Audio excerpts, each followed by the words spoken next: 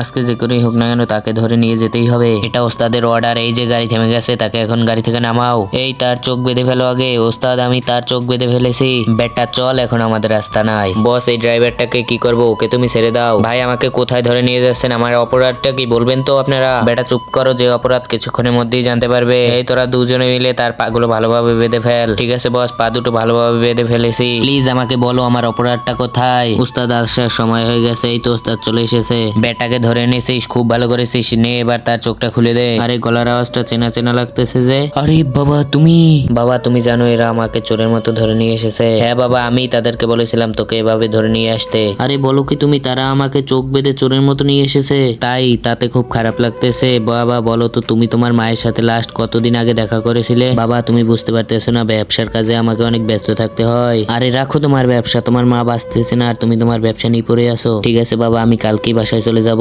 এমন আরো সুন্দর সুন্দর ভিডিও পেতে চ্যানেলটিকে সাবস্ক্রাইব করুন।